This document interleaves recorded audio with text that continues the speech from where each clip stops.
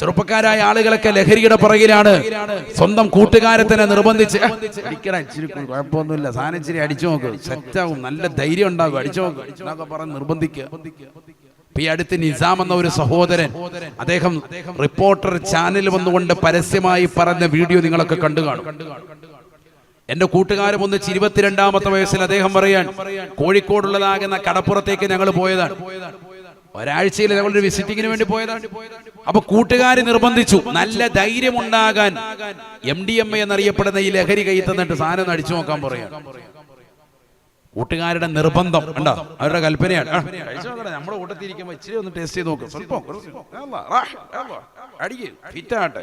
അപ്പൊ എന്നാ നിർബന്ധം നിമിത്തം പിള്ളേരല്ലേ നമ്മുടെ കൂട്ടുകാരെ, ഇനി അവന്മാരുമായിട്ട് തെറ്റുണ്ടാന്ന് കരുതിയിട്ട് പഞ്ചസാര തരി പോലുള്ള ഈ സാധനം ഒന്ന് ചുണ്ടിനടിയിലോട്ടൊന്ന് വെച്ചാൽ 48 മണിക്കൂറിനുള്ളിൽ പിന്നെ അവൻ അതിന് അഡിക്റ്റാണ്. പിന്നെ ഇത് കിട്ടിയില്ലെങ്കിൽ അവൻ എന്തും ചെയ്യും. അല്ലാഹു മുളക്കാക്കുമാറാവട്ടെ. എന്തും ചെയ്യുമെന്ന് പറഞ്ഞാൽ ഇത് കിട്ടാൻ വേണ്ടി എന്തും ചെയ്യും,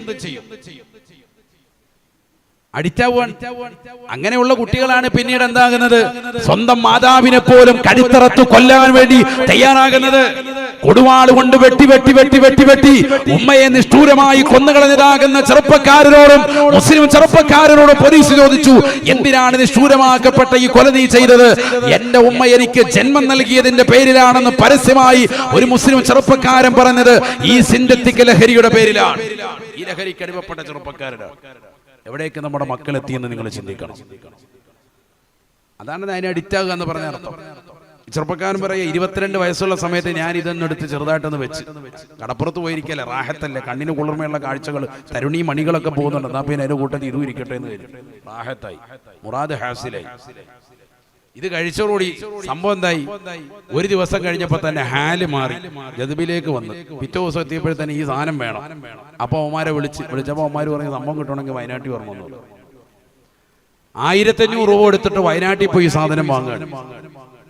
അത് കഴിഞ്ഞപ്പോഴത്തേക്കോ ഈ സാധനം പിന്നീട് എനിക്ക് കിട്ടാൻ വേണ്ടി ഞാൻ എന്ത് ചെയ്തു, 10,000 രൂപ കൊടുത്തിട്ട് ഒരല്പം കൂടുതൽ വാങ്ങിച്ചു വെച്ചു. കാരണം ഇത് സാധനം തപ്പി ഇനി ഓടണ്ടല്ലോ, വണ്ടി യാത്ര സാധനം ഇഷ്ടം പോലെ സ്റ്റോക്ക് ഉണ്ടെങ്കിൽ ഇടയ്ക്കിടയ്ക്ക് ബിസ്മില്ലാഹിർ റഹ്മാനിർ റഹീം പുട്ടിന് തേങ്ങ ഇടുന്ന പോലെ ഇടയ്ക്കിടയ്ക്ക് ഇതെടുത്ത് ചുണ്ടി വെച്ച് കഴിഞ്ഞാൽ റാഹത്തായി. വെറുതെ അങ്ങോട്ടും ഇങ്ങോട്ടും ഓടി വെറുതെ പെട്രോൾ കളയണ്ടേ. അപ്പോൾ ഒരു 10,000 രൂപയ്ക്ക് വാങ്ങിച്ച് ഈ സാധനം സെറ്റ് ചെയ്ത് വെച്ച്. അത് കഴിഞ്ഞ പോകുമ്പോൾ പറയാണ്, 25,000 രൂപയ്ക്ക് ഈ സാധനം വാങ്ങിച്ച് അവരല്പം കൂടുതൽ വാങ്ങിച്ചു വെച്ചപ്പോ ഈ സാധനം 10,000-നും 15,000-നും 20,000-നും 25,000-നും ഒക്കെ വാങ്ങാൻ പറയുന്ന വില കൊടുത്ത് വാങ്ങാൻ വേണ്ടി ചെറുപ്പക്കാരായ ആളുകൾ കേരളത്തിന്റെ വിവിധ ഭാഗത്തുനിന്നും എന്റെ വീട് മുറ്റത്ത് വരാൻ തുടങ്ങി. വലിയ വലിയ പണക്കാർ വരാൻ തുടങ്ങി. BMW അടക്കമുള്ള വലിയ വലിയ വാഹനങ്ങളിൽ വരാൻ തുടങ്ങി. ആങ്ങളെയും പെങ്ങളും ഒറ്റയ്ക്ക് വന്നുകൊണ്ടിരുന്നവർ പിന്നീട് ഒരുമിച്ച് വരാൻ തുടങ്ങി. ഭാര്യയും ഭർത്താവും ഒറ്റയ്ക്ക് വന്നിരുന്നവർ പിന്നെ ഒരുമിച്ച് വരാൻ തുടങ്ങി. ഒരു ഫാമിലി മെമ്പേഴ്സ് ഒന്നായിട്ട് തന്നെ വരുന്ന അവസ്ഥയിലേക്കുണ്ടായി. എനിക്ക് പരിചയമുള്ള എല്ലാ മുഖങ്ങളും എത്തി തുടങ്ങി. കാരണം ഇതിന് അഡിക്റ്റായിരിക്കുകയാണ് എല്ലാവരും. വാപ്പായും ഉമ്മായും ഒക്കെ ജമാഅത്തായിട്ട് നിസ്കരിക്കാൻ വയ്യാറല്ല, ജമാഅത്തായിട്ട് സാധനം അടിക്കാൻ വരും. ബിസ്മില്ലാഹിർ റഹ്മാനിർ റഹീം. നല്ല സുഖമുണ്ട്. അല്ലാഹു നമ്മളെ കാത്ത് സംരക്ഷിക്കണം. ഇതൊക്കെയാണ് പുതിയ തലമുറ, മനസ്സിലാക്കണം. ഇതിപ്പോ ഞാൻ പറഞ്ഞതല്ല, കഴിഞ്ഞ ദിവസം റിപ്പോർട്ടർ ചാനലിൽ നിന്നിട്ട് ഒരു ചെറുപ്പക്കാരൻ പറഞ്ഞതാണ്. അവസാനം ഈ ചെറുപ്പക്കാരൻ പറയാ, ധൈര്യം ഉണ്ടാകുമെന്ന് പറയുന്നതൊക്കെ ശരിയാണ്. ആദ്യം ഒരു ധൈര്യമൊക്കെ ഉണ്ടാവും, പിന്നീട് ഈ ധൈര്യം ചോർന്നിട്ട് പിന്നീട് അവസാനം സങ്കടത്തിലേക്കും ദുഃഖത്തിലേക്കും ഒക്കെ എത്തും. വിഷാദമാകുന്ന അവസ്ഥയാണ്. ആളുകൾക്ക് മുന്നിലൊന്നും പ്രത്യക്ഷപ്പെടൂല. ചെറുപ്പക്കാരെയൊക്കെ ശ്രദ്ധിച്ചോ, മാതാപിതാക്കൾ നല്ലതുപോലെ നോക്കിക്കോ. എന്തിനാണ് മുത്തഅല്ലിമാകാൻ മക്കളെ വിടുന്നത്?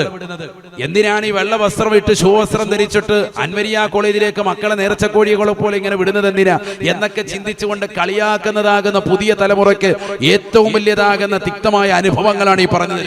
ശരിക്കും മനസ്സിലായിക്കോ.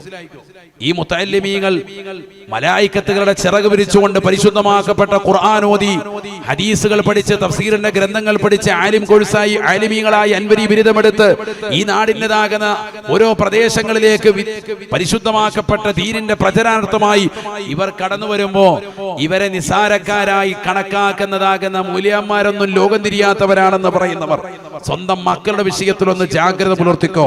അള്ളാഹു നമ്മുടെ മക്കളെ കാത്തു സംരക്ഷിക്കട്ടെ. ശരിക്കും മനസ്സിലായിക്കോ. എന്തിനാ മക്കളെ ഇൽമിന്റെ വഴിയിലേക്ക് പറഞ്ഞു വിടുന്നത് എന്ന് ചിന്തിക്കുന്നവർ ശരിക്കും മനസ്സിലായിക്കോ. വിദ്യ നുകരാൻ വേണ്ടി പോകുന്ന മക്കളുടെ അവസ്ഥയാണ് ഈ പറയുന്നത്.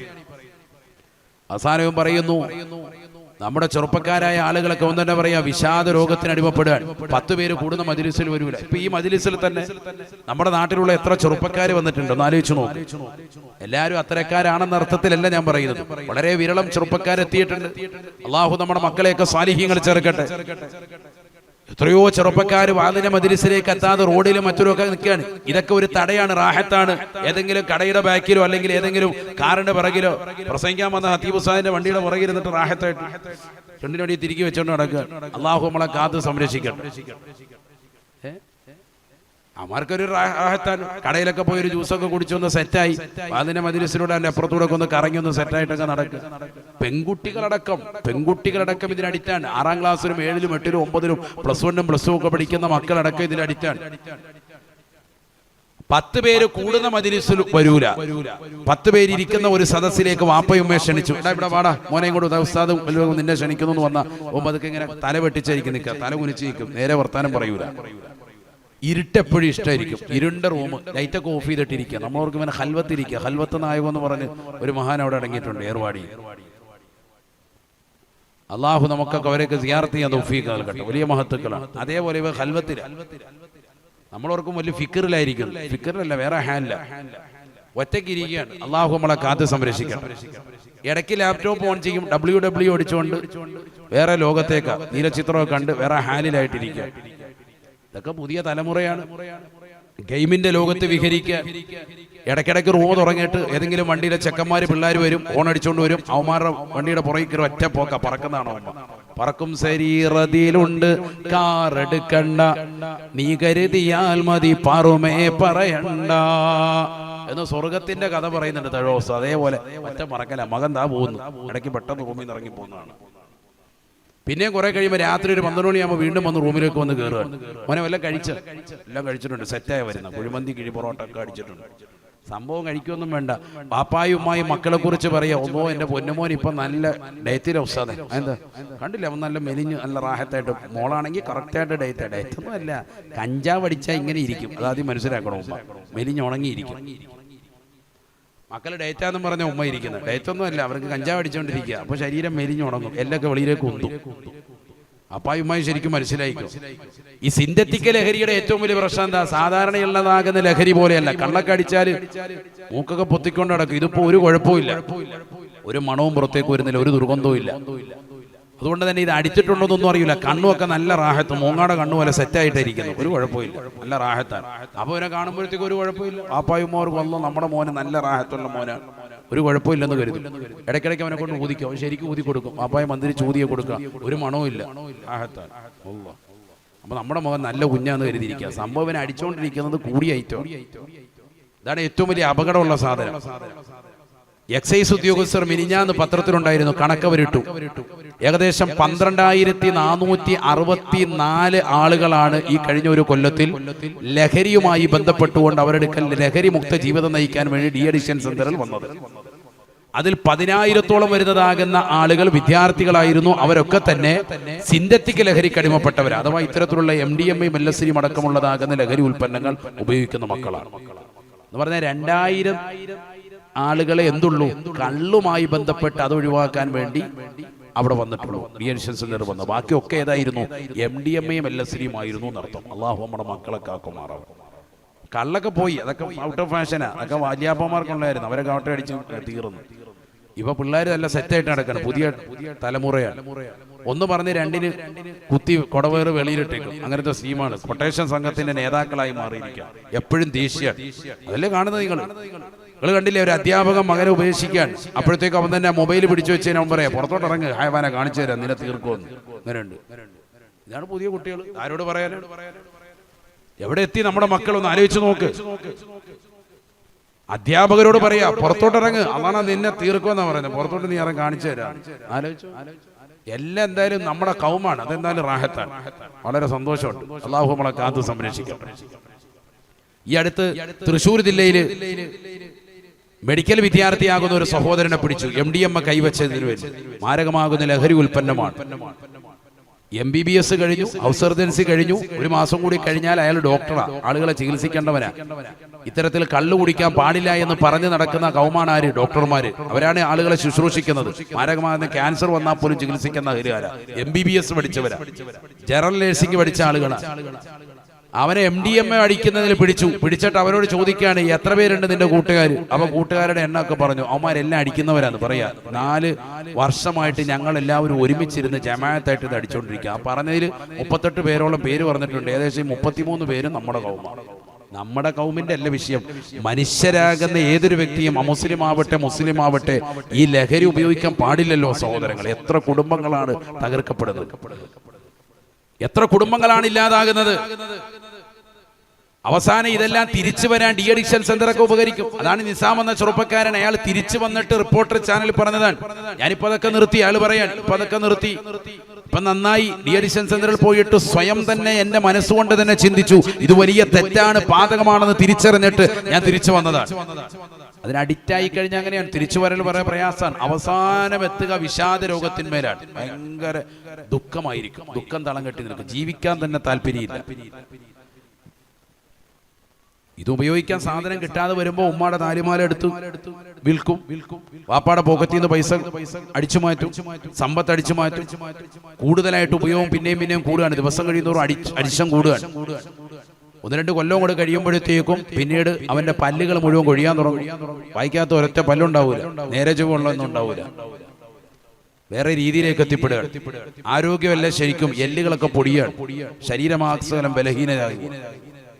നമ്മുടെ മക്കളുടെ അവസ്ഥയാണ് ഈ പറയുന്നത്. പുതിയ തലമുറ, അടുത്ത ഒരു ജനറേഷൻ ഏത് കോലത്തിലാകുമെന്ന് അല്ലാഹു നമ്മുടെ മക്കളെ കാക്കുമാറാവട്ടെ.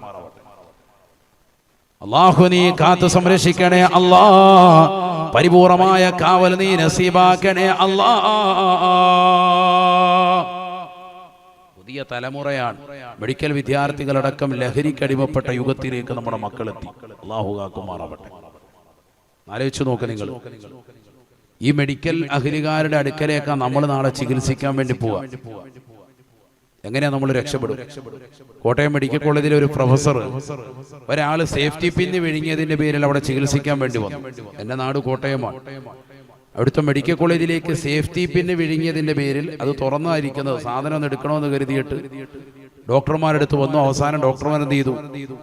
ഓപ്പറേഷൻ ചെയ്തെന്നാൽ പിന്നെ അത് എടുക്കാന്ന് കരുതി അവന്റെ വയറ് തുറന്ന് സേഫ്റ്റി പിന്നൊക്കെ എടുത്തു കൊടുത്തു.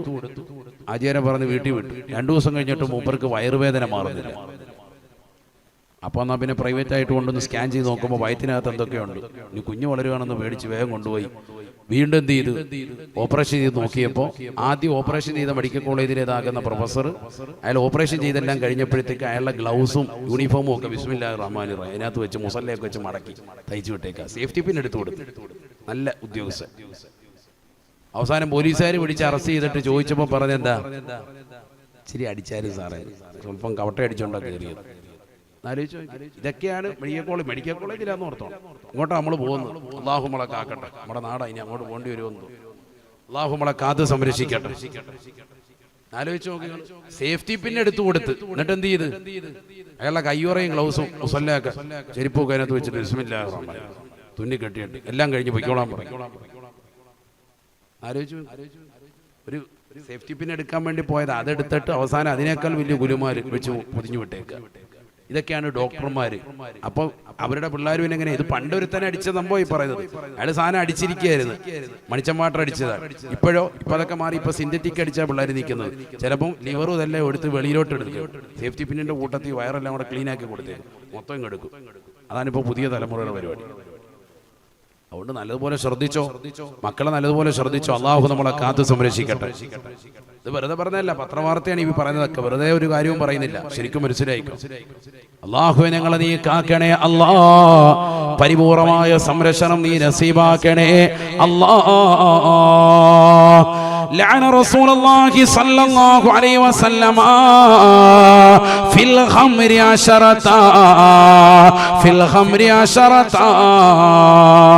അനസ് ഇബ്നു മാലിക് റളിയല്ലാഹു അൻഹു നിവേദനം ചെയ്യുന്ന ഹദീസിൽ കാണാം ലഅന റസൂലുള്ളാഹി സ്വല്ലല്ലാഹു അലൈഹി വസല്ലമ ഫിൽ ഖംരി അശറത. ആദരവായ റസൂലുള്ളാഹി സ്വല്ലല്ലാഹു അലൈഹി വസല്ലമ കള്ളിന്റെ വിഷയത്തിൽ, ലഹരിയുടെ വിഷയത്തിൽ 10 പേരെ ശപിച്ചുവത്രേ. 10 ആളുകളെ ശപിച്ചിരിക്കുകയാണ്. ആരൊരുവനാണോ കള്ള് ഉണ്ടാക്കുന്നത് അവനെ അല്ലാഹു ശപിക്കുകയാണ്. ഹബീബായ റസൂലുള്ളാഹി സ്വല്ലല്ലാഹു അലൈഹി വസല്ലമ തങ്ങളെ ശപിച്ചിരിക്കുകയാണ്. തീർന്നില്ല. ലഹരി ഉണ്ടാക്കാൻ വേണ്ടി നിർദ്ദേശിച്ചവനെയും അല്ലാഹുവിന്റെ റസൂല് ശപിച്ചുവത്രേ. തീർന്നില്ല. വശാരിബഹ, അത് കുടിക്കുന്നവനെയും അത് ഉപയോഗിക്കുന്നവനെയും അല്ലാഹുവിന്റെ റസൂല് ശപിച്ചിരിക്കുകയാണ്. തീർന്നില്ല. വഹാമിലഹ, ലഹരിയുടെ സാധനങ്ങൾ വഹിച്ചുകൊണ്ട് നടക്കുന്ന ഡ്രൈവർമാരില്ലയോ? ഞാൻ ബീവറേജിൽ ജോലി ചെയ്യുന്ന ജീവനക്കാരനാ. ഞാൻ അവിടേക്കുള്ള കള്ളുകൾ കൊണ്ടുപോകുന്ന ജോലിയാണ്. ഞാൻ ഡ്രൈവറാണ്. ഇന്ന് വരെ കള്ള് ഞാൻ എന്റെ കൈ കൊണ്ട് തൊട്ടിട്ടില്ല, ഞാൻ കുടിച്ചിട്ടില്ല. അത് വണ്ടിയിലേക്ക് ആരെങ്കിലും എടുത്തു വെക്കും, ഉസ്താദേ ഞാൻ വണ്ടി ഓടിക്കുന്ന ജോലി മാത്രമാണെന്ന് പറയരുതേ. വഹാമിലഹ, അത് വഹിക്കുന്നവനെയും അല്ലാഹുവിന്റെ റസൂല് ശപിച്ച വിവരം മോനെ നീ അറിയണേ. തീർന്നില്ല. വൽ മഹ്മൂലതൈലൈ, ആർക്ക് വേണ്ടിയിട്ടാണോ ഈ സാധനങ്ങൾ കൊണ്ടുപോകുന്നത് അവരെയും അല്ലാഹുവിന്റെ റസൂല് ശപിച്ചിരിക്കുകയാണ്. തീർന്നില്ല. വസാഖിയഹ വബായിഹ, അല്ലാഹുവിന്റെ റസൂല് പറയുകയാണ്, ബീവറേജുകളിൽ, കള്ള് ഷാപ്പുകളിൽ കള്ള് ഒഴിച്ചു കൊടുക്കുന്ന ജോലിയുമായി ബന്ധപ്പെട്ട് നിലകൊള്ളുന്നവരില്ലയോ? ഞാൻ ഇന്ന് വരെ ഒരു തുള്ളി പോലും കുടിച്ചിട്ടില്ല ഉസ്താദേ. ഞാൻ അവിടെ യൂണിഫോം ഇട്ടുകൊണ്ട് ആളുകൾ കടന്നു വരുമ്പോ ഓരോ പാർട്ടികളിലും കള്ള് ഒഴിച്ചു കൊടുക്കുന്ന ജോലിയാണ്. വലിയതാകുന്ന കല്യാണത്തിന്റെ സദസ്സുകൾ പോലും കള്ള് ഒഴിച്ചു കൊടുക്കുന്നതായ കാറ്ററിംഗ് സർവീസ് നടത്തുന്ന പ്രിയപ്പെട്ട മുസ്ലിം ചെറുപ്പക്കാരില്ലേ, സഹോദരങ്ങളില്ലേ, പഠിച്ചു വെക്കണേ പൊന്നുമോനെ. അല്ലാഹുവിന്റെ റസൂലിന്റെ അധ്യാപനമാണ്. നീ കള്ളു കുടിച്ചിട്ടില്ലെങ്കിലും അത് ഒഴിച്ചു കൊടുക്കുന്നവരെയും അല്ലാഹുവിന്റെ റസൂല് ശപിച്ചിരിക്കുകയാണ്. തീർന്നില്ല. അത് വിൽക്കുന്നവരെയും അല്ലാഹുവിന്റെ റസൂല് ശപിച്ചിരിക്കുകയാണ്. തീർന്നില്ല. ഇത് കച്ചവടം ചെയ്തിട്ട് അതിലുണ്ട് ഷെയർ വാങ്ങിയിട്ട് അത് ഭരിക്കുന്നതായ ആളുകളില്ലയോ? 10 ആളുകൾ കൂടി ഷെയർ ചേർന്ന് ബീവറേജ് നടത്തുന്നു. അതിന്റെ ഷെയർ കൈപ്പറ്റിക്കൊണ്ട് ബാങ്കിലേക്ക് വരുന്ന അതിന്റെ തുക, കൃത്യമായി കിട്ടുന്നതാകുന്ന പൈസ, അത് ഹറാമായ ധനമാണ്. അത് കൊണ്ടുപോയി തിന്നുന്ന മുസ്ലിമില്ലേ, സഹോദരങ്ങളില്ലേ?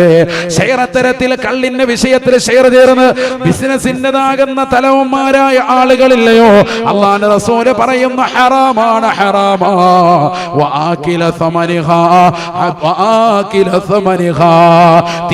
തീർന്നില്ല. വൽ മുസ്തരിയ ലഹാ വൽ മുസ്തറാത ലഹു,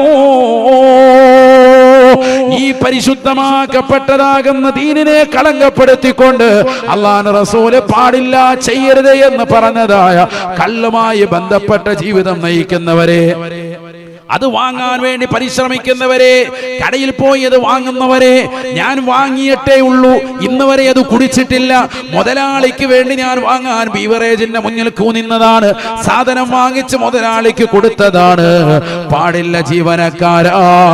വൽ മുസ്തരിയ ലഹാ, അത് വാങ്ങുന്നവനെയും അല്ലാഹുവിന്റെ റസൂൽ ശപിച്ചിരിക്കുകയാണ്.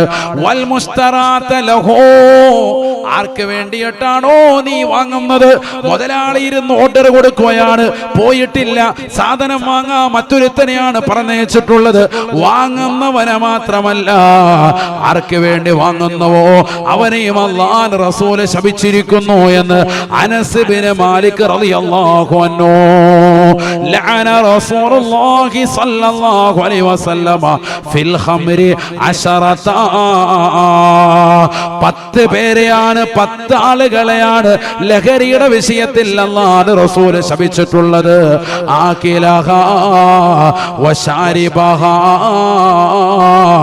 ആസിറഹാ വമുഅ്തസിറഹാ വശാരിബഹാ വഹാമിലഹാ വൽമഹ്മൂലത ഇലൈഹി വസാഖിയഹാ വബായിയഹാ വആകില ഫമനിഹാ വൽമുസ്തരിയ ലഹാ വൽമുസ്തറാത ലഹു. വാങ്ങുന്നവരെയും കൊടുക്കുന്നവരെയും കഴിക്കുന്നവരെയും കുടിപ്പിക്കുന്നവരെയും ഒക്കെ അല്ലാഹുവിന്റെ റസൂൽ ശപിച്ചു. സാര വിഷയമല്ല എന്നർത്ഥം. ലഹരി എന്നാ പറഞ്ഞത്. ഖംർ എന്ന പദം കള്ളെന്നല്ല അർത്ഥം വെക്കേണ്ടത്. പിന്നെന്താ? കുല്ലു മുഹമ്മരിൻ മുസ്കുറുൻ, ബുദ്ധിയെ മറക്കുന്ന വസ്തു എന്നാണ് ഖംറിന്റെ അർത്ഥം. എല്ലാ ബുദ്ധിയെ മറക്കുന്ന വസ്തുക്കളും ലഹരിയാണ്. ഒ കുല്ലു മുസ്കിരിൻ ഹറാമുൻ, എല്ലാ ലഹരിയും നിഷിദ്ധമാണ്. സയ്യിദുനാ റസൂലുള്ളാഹി വളരെ മനസ്സിലാക്കേണ്ട വിഷയമാണ്. ഇത് നമ്മുടെ ഈമാനിനെ തെറ്റിച്ച് കളയും. ഈമാൻ പോകും, മനസ്സിലാക്കണം. നബിയുനാ റസൂലുള്ളാഹി സ്വല്ലല്ലാഹു അലൈഹി വസല്ലമ തങ്ങൾ പറയുകയാണ്, മൻ ശരിബൽ ഖമറ യൻസിഉ മിൻഹുൽ ഈമാൻ. ആരൊരുവൻ ലഹരി നുണഞ്ഞുവോ ഈമാൻ അവരിൽ നിന്ന് ഊരപ്പെട്ടു പോകുമേ. നബിയുനാ ശഫീഉനാ റസൂലുള്ളാഹി, അള്ളാന്റെ റസൂലിന്റെ അധ്യാപനമാണ്. ലഹരി നുണഞ്ഞിട്ടുള്ള ഏതൊരു സഹോദരനുണ്ടോ സഹോദരിയുണ്ടോ, പൊട്ടച്ചിറ അൻവരിയുടെ തിരുമുറ്റച്ച് വെച്ചുകൊണ്ട് സ്നേഹത്തോടുകൂടി കുമ്മന മുസാദ് നിങ്ങളോട് പറയട്ടെയോ, ലഹരി മുക്ത ജീവിതം നയിക്കൽ നിർബന്ധമാണ്. കാരണം അള്ളാഹുവിന്റെ ഖുർആൻ പാടില്ല എന്ന് അസന്നിഗ്ധമായി പ്രഖ്യാപിച്ചതാണ്, സ്വഹാബത്തിനോട് പഠിപ്പിച്ചതാണ്. ഉമർ റളിയല്ലാഹു അൻഹു അടക്കമുള്ള സ്വഹാബത്ത് അള്ളാഹുവിന്റെ റസൂലിന്റെ അടുക്കൽ വന്നുകൊണ്ട് പറയുകയാണ്, അഫ്തിനാ ഫിൽ ഖംരി ശാഫിയൻ കാഫിയാ. പരിശുദ്ധമാക്കപ്പെട്ടതാകുന്ന ദീനിൽ കള്ളിന്റെ വിഷയത്തിൽ ഞങ്ങൾക്കൊരു കൃത്യമായ രീതിയിലുള്ള ഒരായത്ത് ഇറക്കണേ റസൂലേ, ഒരു വിഷയം ഞങ്ങൾക്ക് അവതരിപ്പിക്കണേ ഹബീബേ. അല്ലാഹുവിന്റെ റസൂലിനോട് ആവശ്യപ്പെടുമ്പോ നസലൽ അമീൻ മലക്ക് ജിബ്രീൽ അലൈഹിസ്സലാം ഇറങ്ങി വന്നുകൊണ്ട് പരിശുദ്ധമായ ഖുർആനിലൂടെ കള്ളിനെ നിഷിദ്ധമായി ലോകത്തിന് പ്രഖ്യാപിക്കുകയാണ്. 4 ഘട്ടങ്ങളിലായിട്ടാണ് കള്ള് നിഷിദ്ധമായ ആയത്തുകൾ അല്ലാഹു നൽകുന്നത്. കള്ളിന്റെ വിഷയത്തെ കുറിച്ച് അല്ലാഹു പ്രതിപാദിക്കുന്നത് അവസാനമായ കള്ള് തീർത്തും ഹറാമാക്കിക്കൊണ്ട് ഇനി ഒരിക്കലും ഉപയോഗിക്കാൻ പാടില്ല എന്ന് അസന്നിഗ്ധമാകുന്ന പ്രഖ്യാപനവുമായി സൂറത്തുൽ മാഇദ അവതരിക്കുകയാണ്. ഇന്നമൽ ഖംറു വൽ മൈസിറു വൽ അൻസാബ്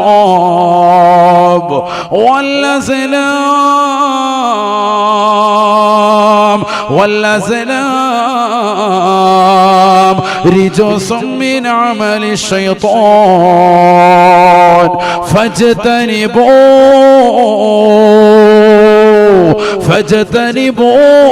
فاجتنبوه لعلكم تفلحون. തീർച്ചയായും കള്ള് നിങ്ങൾ ഒഴിവാക്കണേ, ചൂതാട്ടം നിങ്ങൾ ഒഴിവാക്കണേ, നാട്ടുകൾ വെച്ചുണ്ടുള്ളതാകുന്ന കാര്യങ്ങൾ നിങ്ങൾ ഒഴിവാക്കണേ. ഇതൊക്കെ നാളെ പരസ്പരം വന്ന് കോടതിയിൽ വല്ലാതെ നിങ്ങൾക്ക് നാശനഷ്ടങ്ങൾ ഉണ്ടാക്കുന്നതാണ്. ഇത് പിശാചിന്റെ ദുർവൃത്തിയിൽ പെട്ടതാണ്. നിങ്ങൾ പരിപൂർണമായതിൽ നിന്ന് ഒഴിയണേ എന്ന് വിശുദ്ധമായ ഖുർആൻ. ഇന്നമാ യുരീദു ശൈത്വാനു അയ്യൂഖിയ ബൈനകുമുൽ അദാവ വൽ ബഗ്ദാ. പരിശുദ്ധമായ ഖുർആനിലൂടെ അല്ലാഹു ഉറപ്പെടുത്തുകയാണ്, ഈ പിശാച് നിങ്ങളെ കൊണ്ടുപോകുന്നത് എങ്ങോട്ടെന്നറിയുമോ? പിശാചിന്റെ ദുർവൃത്തിയിൽ പെട്ടതാണ് ലഹരി നുണയൽ. ഈ ലഹരി നുണഞ്ഞാൽ, കഞ്ചാവ് അടിച്ചാൽ, ഹശീഷ് നുണഞ്ഞാൽ, MDMA അടിമപ്പെട്ടാൽ, LSD ഉപയോഗിച്ചാൽ, കല്ല് നിങ്ങൾ രുചിച്ചു നോക്കിയാൽ, പിശാചിന്റെ ദുർവൃത്തിയിൽ പെട്ടുപോയാൽ, ഇന്നമാ യുരീദു ശൈത്വാനു അയ്യൂഖിഅ ബൈനകുമുൽ അദാവ വൽ ബഗ്ദാ ഫിൽ ഖംരി വൽ മൈസിർ. ഈ ചൂതാട്ടത്തിലൂടെ, ഈ കള്ളിലൂടെ നിങ്ങളെ പിശാച് കൊണ്ടെത്തിക്കുന്നത് ദേഷ്യത്തിലേക്കാണ്, ശത്രുതയിലേക്കാണ്. ആരെ കണ്ടാലും ദേഷ്യമാണ്. സ്വന്തം പിതാവിനെ അടിക്കാൻ തുനിയുകയാണ്. സ്വന്തം മാതാവിനെ ജന്മം നൽകിയതിന്റെ പേരിൽ അറുകൊല ചെയ്യാൻ തയ്യാറാകുകയാ. അവരെ വെട്ടിക്കൊലപ്പെടുത്താൻ തയ്യാറാവുകയാണ്. കാരണം നിന്റെ ശരീരത്തിൽ പിശാച് കടന്നു കൂടിയിരിക്കുകയാണ്. പിശാചിന്റെ സ്വഭാവം നിന്നിലേക്ക് എത്തുകയാണ്. ഇന്നമാ യുരീദു ശൈത്വാനു അൻ യുഖിഅ ബൈനകുമുൽ അദാവ വൽ ബഗ്ളാ ഫിൽ ഖംരി വൽ മൈസിർ വയസുദ്ദകും അൻ ദിക്രില്ലാഹ് വയസുദ്ദകും അൻ ദിക്രില്ലാഹ് വഅനിസ് സ്വലാഹ് വഅനിസ് സ്വലാഹ് ഫഹൽ അൻതും മുൻതഹൂൻ. ഈ ലോകത്തിന്റെ ജഗന്നിയന്താവായ പരിപാലകനാകുന്ന പടച്ചറപ്പിനെ സ്മരിക്കാൻ കൂട്ടാക്കുകയില്ല. അതിനുതകുന്ന നമസ്കാരത്തിന് പോലും അവൻ ഉണ്ടാവുകയേ ഇല്ല. കള്ളുകുടിക്കുന്നവർ അതിൽ നിന്ന് ഒഴിവാവുകയാണ്. ലഹരി നുണയുന്ന ചെറുപ്പക്കാർ നിസ്കാരത്തിൽ നിന്ന് പുറകോട്ട് വലിയുകയാണ്. അവരെ അള്ളാന്റെ പള്ളിയിലേക്ക് പിശാച് അടുപ്പിക്കില്ല എന്ന് വിശുദ്ധമായ ഖുർആൻ. അള്ളാഹുവിനെ ഓർക്കുന്നതിനെ തൊട്ട്, നിസ്കരിക്കുന്നതിനെ തൊട്ട് അവനെ കള്ള് തടയുമേ എന്നും വിശുദ്ധമായ ഖുർആൻ. അതുകൊണ്ട് ഫഹല്ലംതും മുൻതഹൂൻ, ഫഹല്ലംതും മുൻതഹൂൻ. കള്ളുകുടിച്ചുകൊണ്ട് ആറാടി ജീവിച്ചതാകുന്ന സമൂഹത്തോട് അള്ളാന്റെ ഖുർആനിന്റെ പ്രഖ്യാപനമാണ്. നിങ്ങൾ നിർത്താൻ തയ്യാറാകുന്നില്ലേ മനുഷ്യ? നിങ്ങൾ എന്തുകൊണ്ട് നിർത്തുന്നില്ല? നിങ്ങൾ നിർത്താൻ തയ്യാറാകുന്നില്ലയോ? ഉമർ റളിയല്ലാഹു അൻഹു അടക്കമുള്ളതാകുന്ന സ്വഹാബത്ത് കള്ളുകുടിച്ചുകൊണ്ടിരുന്നതാകുന്ന ഒരു വിഭാഗം ആളുകൾ ഉറക്കെ വിളിച്ചു പറയുകയാ, ഇന്തഹൈനാ യാ അല്ലാഹ്, ഇന്തഹൈനാ യാ അല്ലാഹ്. കള്ളുകുടിച്ചുകൊണ്ട് മതോന്മത്തരായി കഴിഞ്ഞിരുന്നതാകുന്ന സമൂഹമാണ്. ഇന്നലെ വരെ കള്ളില്ലാത്ത ജീവിതമില്ല, കള്ളിന്മേൽ പരിപൂർണമായി നിലകൊള്ളുകയാണ്. അങ്ങനത്തതാകുന്ന ഒരു സമുദായമാണ്. അവരിതാ പരിപൂർണമായ കള്ള് ഒഴിവാക്കുകയാണ്. മദീനയിലെ തെരുവിലേക്ക് വലിയ വലിയതാകുന്ന വീപ്പകൾ നിറച്ചു വെച്ചിരുന്നതാകുന്ന കള്ളുകൾ പരിപൂർണമായി ഒഴിച്ചു കളയുകയാണ്. മദീനയിലെ തെരുവതാ നദികളായി, കള്ളിന്റെ നദികളായി മാറിയത്രേ. അത്രയേറെ കല്ലുകൾ വർഷങ്ങളായി ഒഴിച്ചു വെച്ചിരുന്ന, സൂക്ഷിച്ചു വെച്ചിരുന്നതായ ആളുകൾ പരിശുദ്ധമായ ഖുർആനിന്റെ പ്രഖ്യാപനം വന്നപ്പോ, കള്ള് നിഷിദ്ധമാണെന്ന് വന്നപ്പോ പരിപൂർണമായി ഒഴിവാക്കുകയാണ്. പരിപൂർണമായി ഒഴിവാക്കി. ഖുർആനാണ്, നബി സല്ലല്ലാഹു അലൈഹി വസല്ലമ തങ്ങളുടെ അധ്യാപനമാണ്. അല്ലാഹു മനസ്സിലാക്കാൻ തൗഫീഖ് നൽകട്ടെ. നമ്മളോ 1400 വർഷം മുമ്പ് വിലക്കപ്പെട്ട സാധനം ഇന്ന് നമ്മൾ ഉപയോഗിച്ച് തുടങ്ങാൻ പാടില്ല എന്ന് പറഞ്ഞതൊക്കെ ഇന്ന് കൊണ്ടുവരിക. അള്ളാഹു നമ്മളെ കാത്തു സംരക്ഷിക്കട്ടെ. അതിനേക്കാൾ ഏറ്റവും കൂടുതൽ വീര്യമുള്ള സാധനങ്ങൾ ഗവൺമെന്റ് നിരോധിച്ചതാണ് നമ്മുടെ രാജ്യത്ത്. ഈ സിഗരറ്റ്, ഇലക്ട്രിക് സിഗരറ്റ് ഏറ്റവും കൂടുതൽ ഉപയോഗിക്കുന്നത് നമ്മുടെ ഉമ്മത്താണ്. അള്ളാഹു കാക്കുമാറാവട്ടെ. നമ്മുടെ നാട്ടിൽ ഇന്ന് ആ സിഗരറ്റ് ബാൻ ചെയ്തിട്ടുള്ള ഈ സിഗരറ്റ്, ഇലക്ട്രിക് സിഗരറ്റ് ഏറ്റവും കൂടുതൽ കുട്ടികളുടെ കൈവശം ആരാണ് എത്തിച്ചത്? സ്കൂളിൽ പഠിക്കുന്ന വിദ്യാർത്ഥികൾ, 7ാം ക്ലാസ്സിലും 8ലും 9ലും ഒക്കെ പഠിക്കുന്ന വിദ്യാർത്ഥികളുടെ കൈവശം ഇതാണ്. എക്സൈസ് ഉദ്യോഗസ്ഥരും പോലീസ് ഉദ്യോഗസ്ഥരും ഒക്കെ ഞെട്ടിത്തരിക്ക്, എവിടെ നിന്ന് ഇത് ആര് കൊണ്ടുവന്ന് കൊടുക്കുന്നു? അല്ലാഹു നമ്മുടെ മക്കളെ കാത്തു സംരക്ഷിക്കട്ടെ.